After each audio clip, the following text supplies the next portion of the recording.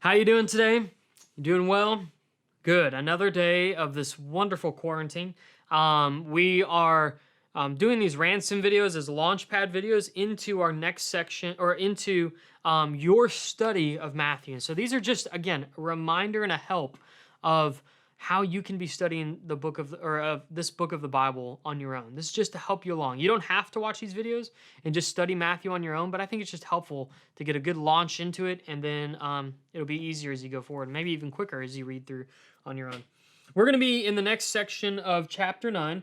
We're going to be going through chapter 9 of Matthew, verses 27 to 38. We're going to end chapter 9 today, and we're going to see three things. The first thing is that Jesus is the son of David. Where am I?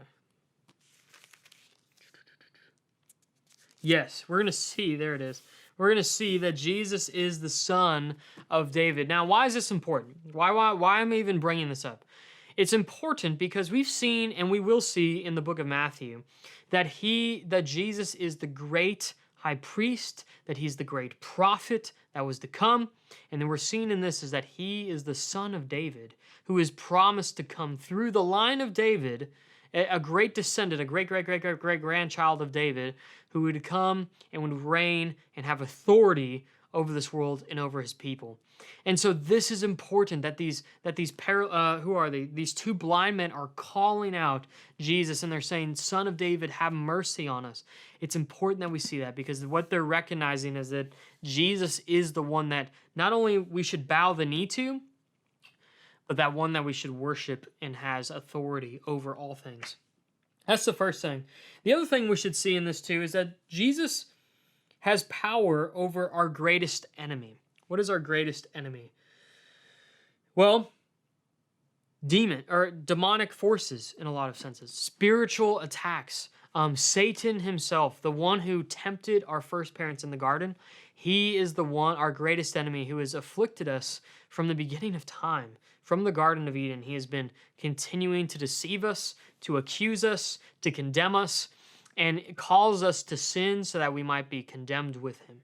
And Jesus is showing he has power over him. And he has shown that already in the temptation, and he will show that at the cross. But man, Jesus has power over our greatest enemy. So what does that mean? When we're tempted to doubt, when we're tempted to be anxious about the things in this world, when we're tempted to go to the ways of this world, or even to be depressed or to seek after other things, man, Jesus has power over all of these things, over this physical world, over the spiritual world, and over our greatest enemy, as we'll see, Satan, sin, and death. And he conquers them all as a great king, the son of David. And man, he brings this kingdom to bear in this world, and will through sneezes. And we got one last point here too, is that God uses, but doesn't need to use us, but God uses Christians to spread the good news about the kingdom to the world. Now, I know we're in a season right now of, being isolated and quarantined and all this stuff, but how are you sharing the gospel with your friends, families, and loved ones who don't know Jesus? How are you spreading the news of Jesus to those who need him most, who maybe are anxious about this coronavirus? How are you sharing the good news that we can trust Jesus even in this season, that he is greater even in our death? He is greater, and we can trust him with our eternal soul. And so I pray that you'd go and do the ransom method today, and that you would enjoy this section of verses. We'll see you tomorrow as we continue going through Matthew. Peace.